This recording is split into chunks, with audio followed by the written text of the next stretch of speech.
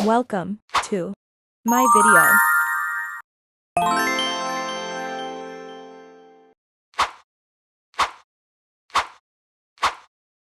Selamat menyaksikan.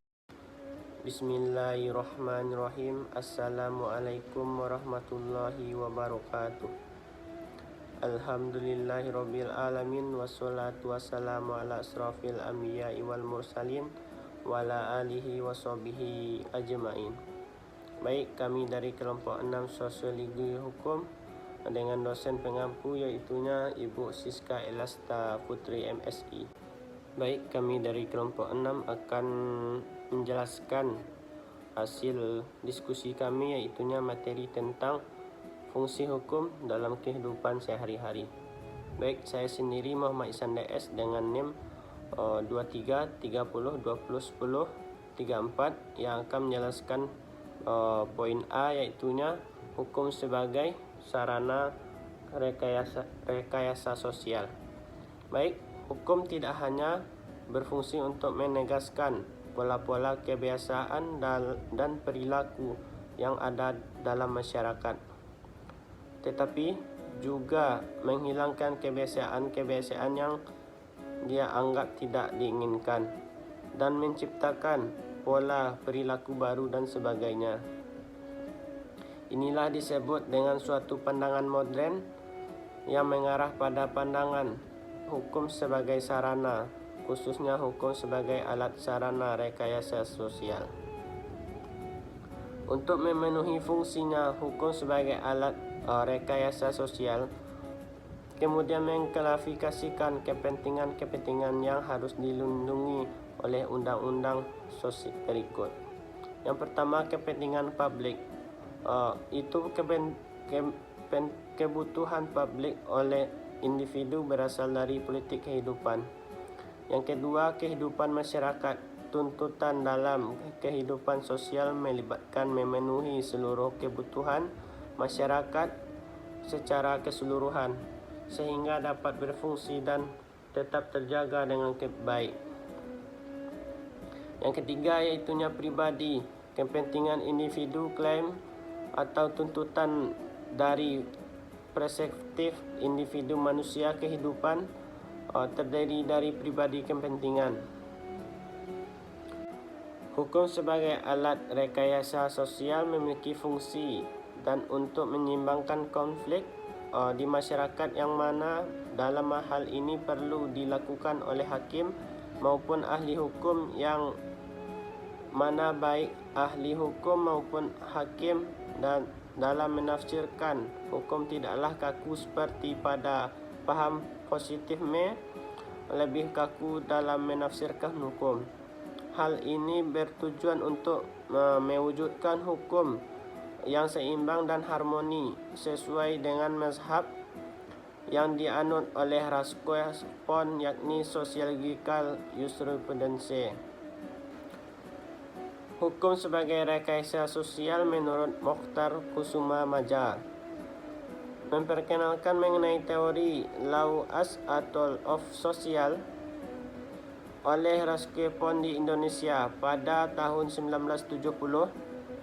Kemudian ia modifikasi menjadi hukum pembangunan dan disebut sebagai konsep pembinaan hukum yang diadaptasi dari teori Raskol-Pon's law as a tool of social engineering yang berkembang di Amerika Serikat.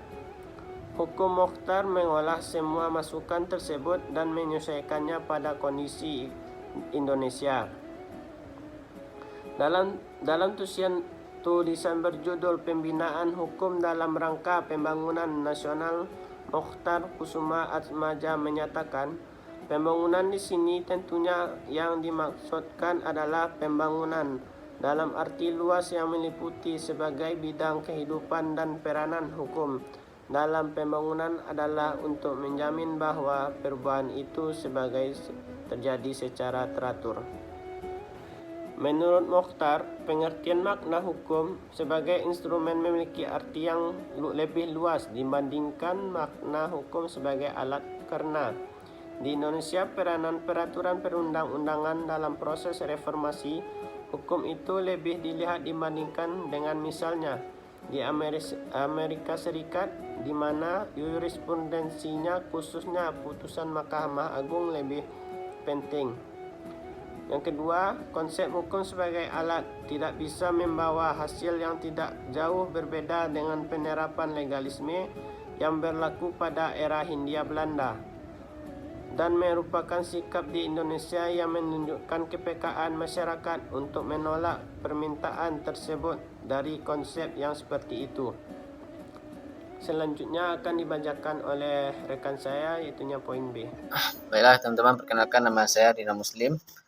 Dengan NIM 2330201022. Di sini saya akan melanjutkan materi yang telah disampaikan oleh teman saya tadi. Yaitu di sini saya akan melanjutkan bagian yang B.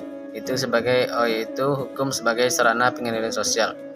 Hukum berperan sebagai sarana pengendalian sosial, bertujuan yaitu mengatur individu dan masyarakat tersebut agar sesuai dengan norma-norma yang berlaku. Fungsinya meliputi mencegah penyerapan, penyimpangan, menjamin stabilitas sosial, dan menegakkan keadilan. Hukum juga berfungsi sebagai alat rekayasa sosial untuk mengubah struktur masyarakat dan pola pikir sesuai dengan ketentuan pembaharuan. Jadi dapat kita simpulkan bahwa pengertian hukum sebagai sarana pengendalian sosial itu adalah hukum itu mengatur masyarakat tersebut agar masyarakat itu sampai ke pola standar yang telah ditetapkan. Mungkin sekian, selanjutnya akan dibacakan oleh teman saya. Selanjutnya itunya poin C, yaitunya hukum sebagai sarana pengintegrasian. Hukum sebagai mekanisme pengintegrasian memiliki peran penting dalam masyarakat. Beberapa hal yang membuat hukum menjadi penting sebagai mekanisme pengintegrasian adalah: yang pertama, hukum sebagai sarana pengalian keadilan memastikan bahwa setiap orang mempunyai hal yang sama dalam masyarakat. Yang kedua, yaitunya hukum sebagai alat pemenuhan kebutuhan masyarakat. Yang ketiga, hukum sebagai kontrol perilaku masyarakat. Yang keempat, hukum sebagai sarana alat pengatur hubungan internasional. Yang kelima, itunya hukum sebagai alat pengatur integrasi sosial. Selanjutnya dilanjutkan oleh rekan saya. Baik, sebelumnya izinkan saya perkenalkan diri. Nama saya Junaidi dengan NIM 2330201030. Baik, saya akan melanjutkan presentasi dari rekan saya tadi, yaitunya mengenai hukum sebagai sarana pembaruan dan pembangunan. Jadi hukum itu sebagai sarana pembaruan dan pembangunan berperan sangat penting dalam mengarahkan masyarakat itu menuju ketertiban, keadilan, dan perubahan sosial yang terencana. Menurut Profesor Dr. Mokhtar Kusumatmaja, hukum itu tidak hanya berfungsi sebagai alat pengatur ketertiban, tetapi juga sebagai sarana aktif untuk pembaharuan masyarakat dan pembangunan. Hukum itu berperan sebagai penyalur arah kegiatan manusia ke tujuan pembangunan yang diinginkan, sehingga ketertiban dan keteraturan dalam pembangunan dianggap mutlak diperlukan. Teori hukum pembangunan yang dikembangkan Mokhtar menekankan dua hal utama. Yang pertama yaitu ketertiban atau keteraturan sebagai syarat pokok bagi pembaharuan dan pembangunan. Yang kedua, hukum sebagai kaidah yang berfungsi sebagai sarana pembangunan dan pembaharuan masyarakat. Selain itu, hukum juga berfungsi sebagai alat perubahan sosial yang mendorong masyarakat untuk sadar akan hukum melalui reformasi pendidikan, budaya hukum, penegakan hukum, dan peran media massa dalam sosialisasi nilai-nilai hukum. Jadi dengan demikian, hukum tidak hanya menjaga ketertiban, tetapi juga menjadi instrumen perubahan sosial yang dinamis dalam pembangunan bangsa. Singkatnya, hukum itu adalah instrumen strategis untuk pembaruan dan pembangunan masyarakat yang mengedepankan ketertiban, keadilan, dan perubahan sosial terarah sesuai dengan kebutuhan bangsa Indonesia. Mungkin itu saja presentasi dari kami. Kalau ada kesalahan kata, kami mohon maaf. Kami akhiri dengan wabillahi taufik wal hidayah. Assalamualaikum warahmatullahi wabarakatuh.